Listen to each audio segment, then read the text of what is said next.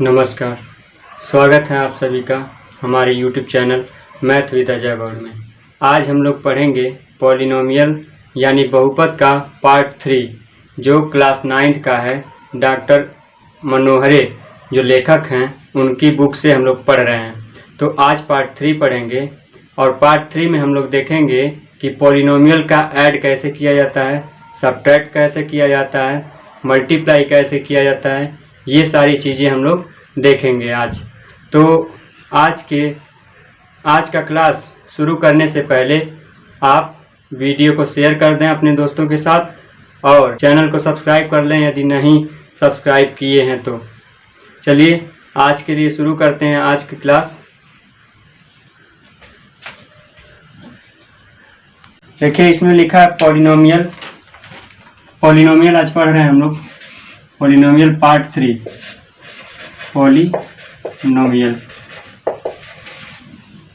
Polynomial देखिए एक expression लिख रहे हैं, उससे आपको पता चलेगा कि ये जो एक्सप्रेशन लिख रहे हैं ये पॉलिनोमियल है। तो देखिए एक एक्सप्रेशन है 5xy² प्लस 3x माइनस 5, इस तरह का एक एक्सप्रेशन लिख दिए हैं। ये पॉलिनोमियल है कि नहीं है ये आपको पता है कि पॉलिनोमियल ये वाला है, क्योंकि इसमें देखिए वेरिएबल का यूज किया गया है। 2 वेरिएबल हैं, इसमें कोएफिशिएंट भी है, कांस्टेंट भी है और ये जो है 3 पद है इसमें, यानी 3 टर्म है। तो ये पॉलिनोमियल है। तो इस तरह से कोई भी एक्सप्रेशन है तो वो पॉलिनोमियल कहलाएगा। अब देखिए हम आज सीखने वाले जो हैं ऐड, सब्ट्रैक्ट, मल्टीप्लाई, इस तरह से सीखने वाले हैं। तो ऐड सीखने के लिए या सब्ट्रैक्ट सीखने के लिए हमको कुछ जो बेसिक चीज़ें हैं उनको अच्छे से जान लेना ज़रूरी है। तो उसको पहले देख लेते हैं हम लोग बेसिक चीज़ें क्या हैं। वो बेसिक चीज़ें आप देख लीजिए पहले। देखिए लाइक टर्म क्या होता है ये सब हमको जानना पड़ेगा। यदि हमको ऐड करना है यानी जोड़ करना है पॉलिनोमियल का, तो हमको पता रहना चाहिए कि लाइक टर्म क्या होता है, यानी समान पद जो एक समान दिखते हो वो क्या होता है। देखिए लाइक टर्म का यदि आप डिफिनीशन देख लें, डिफिनीशन यदि इंग्लिश में आप देखें उसके बाद से हिंदी में आपको हम बता दे रहे हैं। तो डिफिनीशन यदि इंग्लिश में देखें तो like term are terms whose variable and their exponent, whose variable and their exponent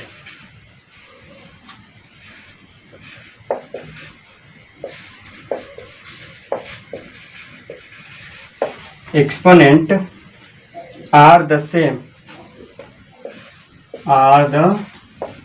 same,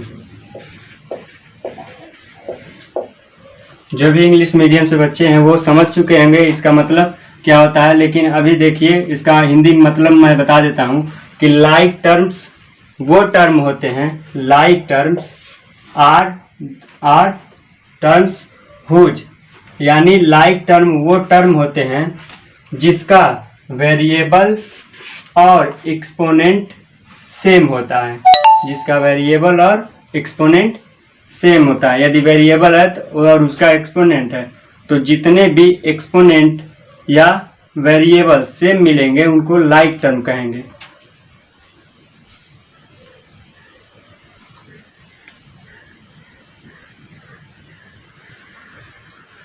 जैसे देखिएगा कुछ एग्जाम्पल दे देते हैं जैसे, और एक बात और नोट कर लीजिएगा। नोट करने वाली बात यह है कि कोएफिशिएंट कैन बी डिफरेंट, यानी जो कोएफिशिएंट होता है वो डिफरेंट हो सकता है, लेकिन वेरिएबल और एक्सपोनेंट जो है वो सेम होना चाहिए, तभी उसको लाइक टर्म बोलेंगे। यानी इसको लिख लीजिएगा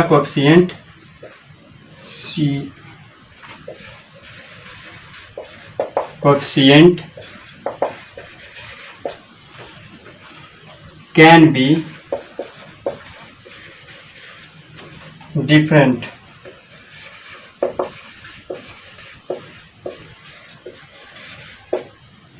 कोएफिशिएंट जो है यानी ये इसको बोलते हैं कोएफिशिएंट, जो इसके साथ गुणे में है उसको कोएफिशिएंट बोलते हैं। तो कोएफिशिएंट कैन बी डिफरेंट, जो कोएफिशिएंट होगा वो अलग हो सकता है, डिफरेंट हो सकता है, लेकिन उसका वेरिएबल और एक्सपोनेंट क्या होना चाहिए, सेम होना चाहिए। चलिए देखते हैं इसका एग्जाम्पल। कुछ एग्जाम्पल में देखिए, जैसे लिख दिए 5x 2x 5x, इसके लाइक है 2x, दोनों एक ही जैसे लग रहे हैं, -3x और 3/2x।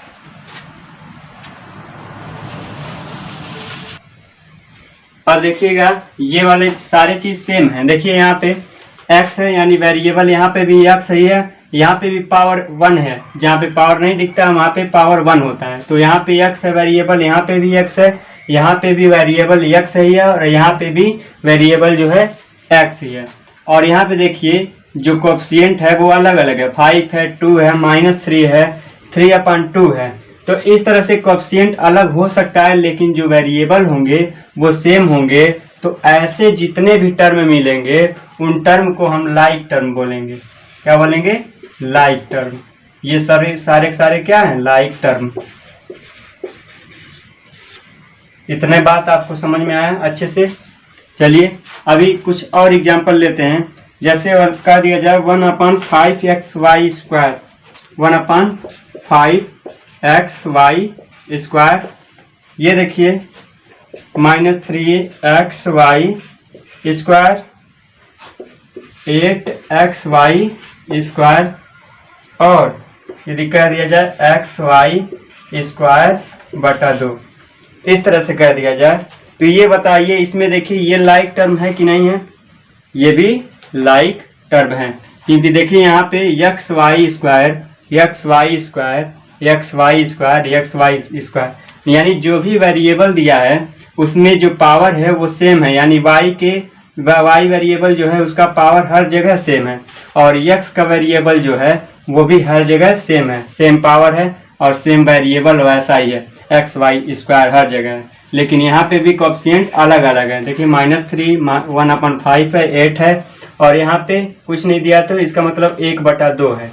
तो यहाँ पे कोएफिशिएंट अलग अलग है। तो ये क्या हुए? लाइक टर्म हुए, क्योंकि यहाँ पे जो वेरिएबल हैं और एक्सपोनेंट है वो सेम है। तो ये भी क्या हो गया? लाइक टर्म हो गया। अभी देखिए कुछ और एग्जांपल लेते हैं। जैसे यदि ये कह दिया जाए, देखिए 2x²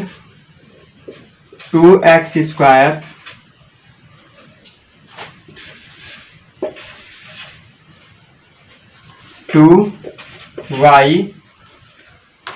2xy, ये देखिए इतनी सारी चीजें हैं। ये देखिए टर्म लिखे हैं, तो 2x लिखे हैं, 2x², 2y और लिखे हैं, और 2xy लिखे हैं। तो ये बताना है कि लाइक टर्म है कि नहीं है। तो ये देखिए यहाँ पे ये लाइक टर्म आपको लग रहा है क्या? ऐसा नहीं लगना चाहिए कि लाइक टर्म है। देखिए क्यों नहीं है लाइक टर्म? देखिए यहाँ पे x है, x का पावर 1 है, लेकिन यहाँ पे x है लेकिन पावर 2 है। यानी हम कहे थे कि जो वेरिएबल होगा उसका पावर और वेरिएबल दोनों सेम रहना चाहिए। तो यहाँ पे x का पावर 1 ही है, यहाँ पे x के पावर 2 है, तो x² और x में अंतर हो गया। तो ये दोनों का दोनों क्या नहीं है? लाइक टर्म नहीं है। और यहाँ पे y है, यहाँ पे xy मिल गया, यानी कहीं पर भी एक जैसा कोई चीज मिल नहीं रहा है। तो ये क्या हो गए? अनलाइक टर्म, यानी लाइक टर्म नहीं है, ये लाइक टर्म नहीं है। तो इतनी सारी बातें हम समझ चुके हैं। अब देखिए अभी आगे बढ़ते हैं हम लोग, और अब जो होगा वो पॉलिनोमियल का हम लोग ऐड सीखेंगे। ऐड सीखने के लिए जो जरूरी था लाइक टर्म को जानना, उसके बारे में हम लोग बहुत अच्छे से समझ चुके हैं बेहतर ढंग से। अब इसको ऐड करना सीखते हैं, कैसे ऐड करते हैं। चलिए तो ऐड करना सीखते हैं हम लोग। ऐड देखिएगा, पॉलिनोमियल का ऐड लिखना है हमको, ऐड सीखना है। तो देखते हैं, ऐड सीखने के लिए दो बातें इसमें ध्यान रखिएगा। एक तो लाइक टर्म क्या होते हैं ये बता दी चुके हैं पहले ही, और अब दूसरा कुछ और है। देखिए प्लेस लाइक टर्म टुगेदर, यानी जो भी लाइक टर्म होते हैं, ये पहला वाला, प्लेस लाइक टर्म टुगेदर।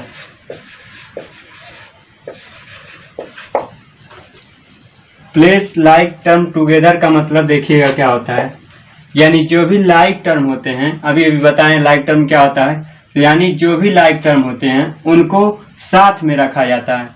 ऐसा इसके द्वारा ऐसे इस जो सेंटेंस लिखे हैं इसमें, रूल जो लिखे हैं इसमें, इसी का मतलब यही है कि जो भी लाइक टर्म होंगे उनको साथ में रखना है हमको।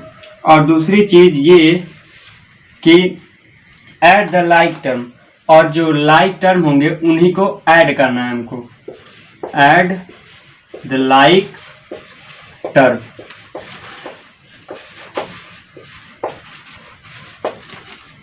तो दो बातों का ध्यान रखिएगा आप कि जो लाइक टर्म होंगे उनको हम लोग साथ साथ रखेंगे और उन्हीं लोगों को ऐड करेंगे, तब जाके हमारा होगा पॉलिनोमियल का ऐड। अब देखिए कुछ एग्जाम्पल लेते हैं, जैसे एक्सरसाइज 1B का पढ़ रहे हैं और इसी से संबंधित हम लोग एक्सरसाइज में से कुछ क्वेश्चंस लेंगे और कुछ बाहरी क्वेश्चन आपके लिए जो बेस्ट होगा, वो जो क्वेश्चन होगा वो चीज़ें हम कहीं ना कहीं से आपके लिए ढूंढ के ला रहे हैं। तो ऐसी हमको समझना है बेसिक चीज़ें, ताकि हमको ऐसा ना लगे कि कोई चीज़ रट रहे हैं। जैसे आप एक्सरसाइज 1B का पढ़ रहे हैं तो सारी की सारी सवाल बता दिए, लेकिन आपको कोई बाहरी चीज़ आ जाए, कोई बाहरी क्वेश्चन आ जाए तो उसको नहीं लगा पाएंगे। इस तरह से हमको नहीं बताना है, हमको इस तरह से बताना है हमको। और मैं आपको इस तरह से पढ़ाऊँगा कि आप कहीं से भी किसी भी बुक से रहेगा क्वेश्चन, उस बुक का क्वेश्चन आप लगा लेंगे। यदि इस टाइप का क्वेश्चन है तो आपको कोई भी परेशानी नहीं होगी। तो हम लोग बेसिक से सारी चीज़ें समझ रहे हैं। तो देखिएगा, आप ये ना ध्यान दीजिएगा कि कौन सा क्वेश्चन बता रहे हैं, बस याद रखिएगा कि 1B का बता रहे हैं और 1B में जो भी इस तरह के सवाल है उसी को हम बता रहे हैं। और कुछ सवाल उसमें भी है और कुछ सवाल बाहर से भी हम निकाल करके आपके लिए लाए हैं। तो चलिए देखते हैं ऐड कैसे सीखा जाता है इसमें। देखिएगा, जैसे एक एग्जाम्पल ले लेते हैं। देखिएगा एग्जाम्पल लेते हैं। एग्जाम्पल में 3x square plus 6x plus 2, 3x square plus 6x plus 2, और ऐड करना है किसको, ये पॉलिनोमियल हो गया। दूसरा पॉलिनोमियल ये है कि 4x square minus 3x minus 1, इस तरह का क्वेश्चन दिया है। अब देखिए, इनको करने के लिए दो तरीके हैं। इसको करने के दो तरीके हैं। एक जो तरीका है वो रो यानी हॉरिजेंटली, रो मतलब समझते हैं आप, ऐसे जो जाते हैं ऐसे करके करते हैं उसको रो यानी कि हॉरिजेंटली इसको भी बोल सकते हैं।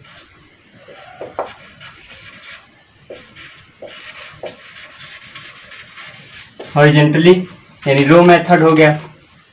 और दूसरा जो मेथड है वो है आपका कॉलम मेथड। कॉलम मेथड को हम लोग वर्टिकली बोल सकते हैं, वर्टिकली। तो ये दोनों मेथड हैं। एक मेथड हो गया रो मेथड और दूसरा कॉलम मेथड। तो देखिए, रो मेथड पहले हम लोग करते हैं।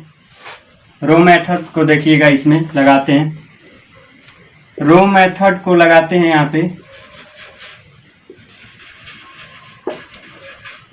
रो मेथड को। चलिए, तो रो मेथड में पहले इस वाले पॉलिनोमियल को लिख देते हैं, 3x square plus 6x plus 2, और फिर जाके इस वाले जो पॉलिनोमियल है, दूसरा वाला पॉलिनोमियल, उसको लिख लेते हैं 4x square minus 3x minus 1, ऐसा लिख लिए हम लोग। और इन दोनों जो पॉलिनोमियल दिया है, पहला पॉलिनोमियल और दूसरा पॉलिनोमियल, इनको क्या करना है, हमको ऐड करना है। इतनी बातें आपको समझ में आई। अब बोले थे क्या कि जो प्लेस, यहाँ पे देखिएगा, प्लेस लाइक टर्म टुगेदर, यानी जो भी लाइक टर्म हो गए उनको साथ साथ में रखेंगे। अब यहाँ पे देखिए, एक्स स्क्वायर वाला कहाँ है, एक्स स्क्वायर एक लाइक टर्म होगा, एक्स स्क्वायर जहाँ भी मिलेगा तो एक्स स्क्वायर यहाँ पे भी है और एक्स स्क्वायर यहाँ पे भी है। कोएफिशिएंट कुछ भी हो सकता है, याद रखिएगा। वहाँ पे लिखवाए थे कि कोएफिशिएंट कैन बी डिफरेंट, तो कोएफिशिएंट कुछ भी हो सकता है, लेकिन लाइक टर्म इसी से पता चलेगा कि वेरिएबल का पावर है सेम और वेरिएबल सेम है कि नहीं है। तो एक्स स्क्वायर यहाँ पे भी है, एक्स स्क्वायर यहाँ पे भी है, तो इन दोनों को साथ में ले लीजिए। इन दोनों को साथ में लेंगे तो 3x स्क्वायर हो गया और ये प्लस 4x स्क्वायर। इतनी बातें आपको समझ में आई। अब देखिएगा ये दोनों हो गए, ये हो गया और ये हो गया। अब देखते हैं 6x plus 6x। 6x x है यहाँ पे वेरिएबल, और कहाँ मिल रहा है x, यहाँ पे मिल रहा है। तो ये 3x और 6x लाइक टर्म हुए, लाइक टर्म को साथ में रख लीजिए। तो यहाँ पे -3x हो गया। अब ये भी हो गया और ये भी हो गया। अब बचा क्या है, +2 देखिए कांस्टेंट है और कांस्टेंट यहाँ पे क्या है, -1। ये बातें सारी आपको समझ में आई होंगी, बहुत आराम से समझिएगा, कोई घबराने की ज़रूरत नहीं है। कोई ज़रूरत नहीं है कि जल्दी जल्दी आप समझ लें, आराम से समझिए, बेहतर ढंग से समझिए। तो समझते हैं इसको। अब देखिएगा लाइक टर्म हो गया। अब लाइक टर्म को क्या करना है, ऐड द लाइक टर्म। तो लाइक टर्म को ऐड कीजिए। ऐड करने में याद रखिएगा आप कि जो भी लाइक होते हैं यानी जो वेरिएबल होते हैं और वेरिएबल का जो एक्सपोनेंट यानी पावर होता है वो वही का वही रहता है, बस इसका जो ऐड होता है वो कोएफिशिएंट का ऐड होता है, यानी 3 और 4 का ऐड हो जाएगा। 3 और +4 ये क्या हो गया, ऐड हो गया, और जो इसका वेरिएबल रहेगा और वेरिएबल का पावर वैसे ही एक ही बार लिखा जाएगा। इतनी बातें आपको समझ में आए। चलिए आगे देखते हैं। यहाँ पे ऐड हो जाएगा क्या क्या, 6 और यहाँ पे -3 लिखा है। तो ये सारे के चीज़ें इनको लिख लिए हम लोग, कोएफिशिएंट को, और जो वेरिएबल है उसको एक ही बार लिखेंगे, कोई दिक्कत। चलिए आगे देखते हैं आप। यहाँ पे देखिएगा दोनों कांस्टेंट है, तो 2 प्लस है और -1 है, तो 2 में से 1 निकालेंगे तो क्या हो जाएगा, +1। प्लस वाला बड़ा है तो +1 हो गया, कोई दिक्कत। चलिए आगे देखते हैं आप। अब इसको सॉल्व कर लीजिए। 3 और 4 कितना होगा, दोनों प्लस है तो जुड़ जाएगा, 3 4 7, 7x स्क्वायर हो गया। और यहाँ पे देखिएगा 6 बड़ा है कि 3 बड़ा है, जरूर 6 बड़ा है, तो 6 में से 3 को निकालेंगे। 6 में से 3 को निकालेंगे तो बचेगा आपका प्लस में 3, यानी +3x ये हो गया, और +1 ये आपका हो गया ऐड, पॉलिनोमियल का ऐड, और यही हमारा क्या हो गया, आंसर।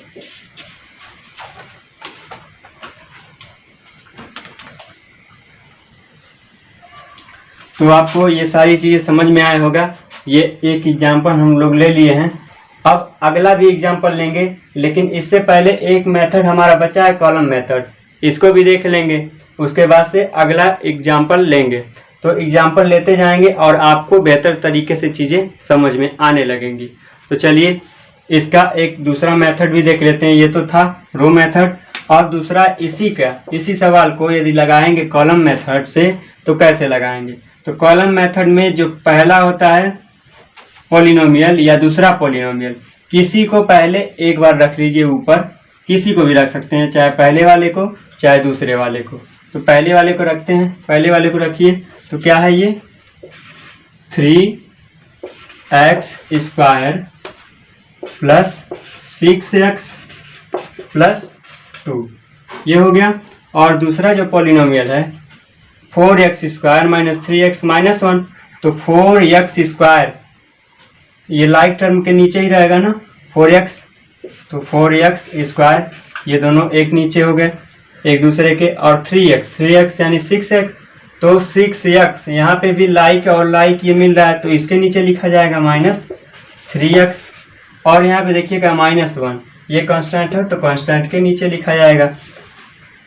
अब देखिएगा इसको क्या करना है, हमको प्लस करना है, तो प्लस कर देते हैं हम लोग।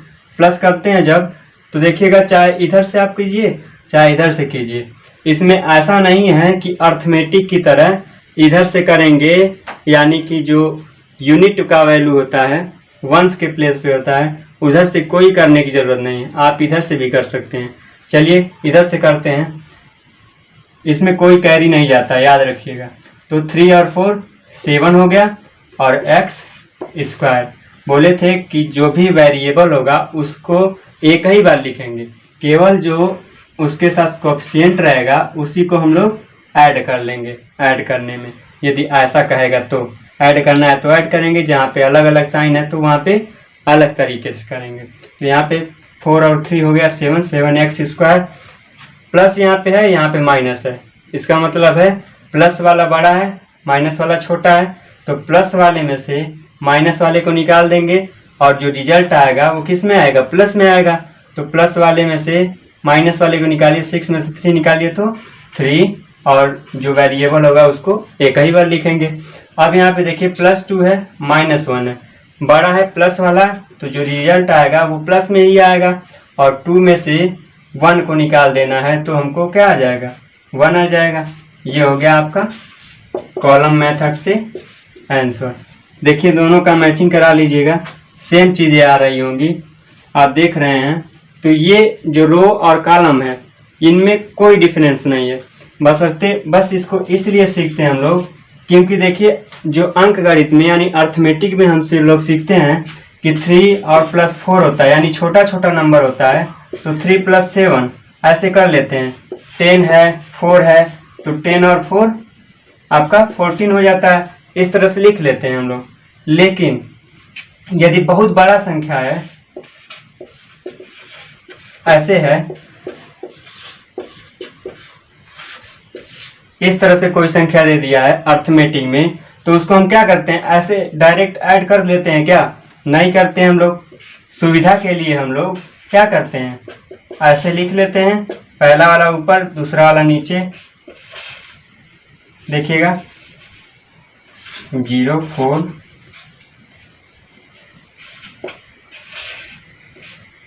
आपको बातें समझ में आया होंगी कि इसको ऐसे का ऐड करते हैं। तो उसी अर्थमेटिक का ही तरीका यहाँ पे भी इस्तेमाल होता है, इसी अर्थमेटिक से ही हम लोग अलजेब्रा में पढ़ते हैं। बस उसमें जो होता है वेरिएबल दिया रहता है, पावर दिया रहता है वेरिएबल का, तो इसके वजह से चीज़ें थोड़ी सी आपको कठिन लगता है, लेकिन ऐसा कुछ नहीं है।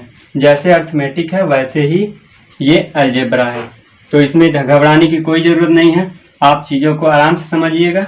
चलिए फिर अब लेते हैं दूसरा एग्जाम्पल देखिएगा क्या है।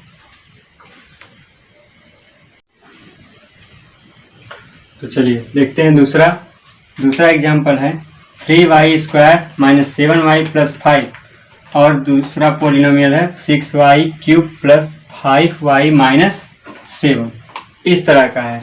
तो इसको देखिए कैसे करते हैं, इसको देखिएगा। तो इसको यदि रो मेथड से पहले करते हैं, किससे, रो मेथड से करेंगे तो इसको 3y² - 7y और +5 ऐसे लिख देंगे। फिर जाके दूसरा वाला पोलिनोमियल भी 6y³ + 5y - 7 ऐसे लिख लेंगे। अब देखिएगा, अब इन दोनों को क्या करना है, हमको ऐड करना है। ऐड ही सीख रहे हैं, ऐड करना है। ऐड करने के लिए ऐसे साइन लगा दिए। अब देखिएगा इसको ऐड करना है, तो ऐड करने में देखिए y² का कहीं ऐसा है क्या, कोई भी लाइक टर्म है y² कहीं नहीं, y³ है, तो ये तो लाइक नहीं हुआ, लाइक टर्म नहीं हुआ। अब देखिएगा पावर बड़ा है तो पहले इसी को रख लीजिए, या पहले ऐसे ही कर लीजिए, इसको 3y², कहीं भी लाइक टर्म नहीं मिला तो ऐसे ही रखते हैं। अब लिखा 7y - 7y, y ये दोनों लाइक टर्म हुए, यानी 7y और 5y क्या हो गए, लाइक टर्म हो गए, तो +5y। अब देखिएगा यहाँ पे अचर पद क्या है, 5, यानी ये जो है कांस्टेंट है 5, और यहाँ पे क्या है 7 है। अभी बचा क्या है, +6y³। ये सारी चीज़ें हो गई, यहाँ तक समझ में आया होगा। अब करते क्या है, जो यहाँ पे कोएफिशिएंट होता है उनको ऐड कर लेते हैं। 3 माइनस 7 ऐसा होगा। और जो वेरिएबल होता है और वेरिएबल का 1 सेकेंड जस्ट सॉरी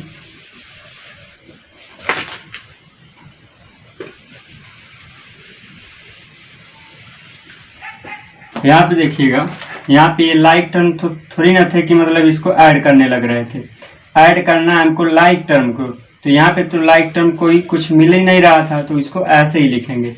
और यहाँ पे देखिएगा, यहाँ पे माइनस किए, -7 और +5 में कौन सा बड़ा है? जरूर 7 बड़ा है, और 7 जो है माइनस में है, तो रिजल्ट भी किस में आएगा? माइनस में आएगा। और 7 में से 5 को निकाल देंगे तो कितना बच जाएगा? 2y, यानी -2y बचेगा। अब यहाँ पे देखिए, यहाँ पे बड़ा कौन है? 5 बड़ा है कि 7 बड़ा है? 7 बड़ा है, और 7 जो है माइनस में है, तो रिजल्ट भी किस में आएगा? माइनस में। अब 7 में से 5 को निकाल देंगे क्योंकि अपोजिट साइन है, तो 7 में से 5 को निकाल दिए तो कितना बचा? 2। और प्लस यहाँ पे क्या बचा है? ये भी कोई लाइक टर्म इसका नहीं मिल रहा था, तो इसको 6y³ लिख लिए। अब देखिएगा, एक रूल होता है कि कोई भी पावर जैसे जैसे होता है बढ़ता है, पहले बड़ा पावर लिखते हैं, तो पहले इसको लिख लीजिए, इस वाले टर्म को, कोई अंतर नहीं होने वाला है। 6y³ पहले लिख लिए, फिर जाके इसका पावर है छोटा, तो इसको प्लस करके, प्लस है यहाँ पे 3y², और फिर जाके इसके बाद से कौन है छोटा? 2y, और इसके बाद से है -2। अब ये हो गया हमारा पॉलिनोमियल का ऐड। ये तो हो गया रो मेथड से।